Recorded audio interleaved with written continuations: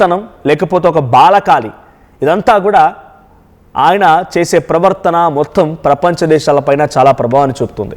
పాపం వాళ్ళకి చాలా ఆలస్యంగా అర్థమైంది ఈ అంశం.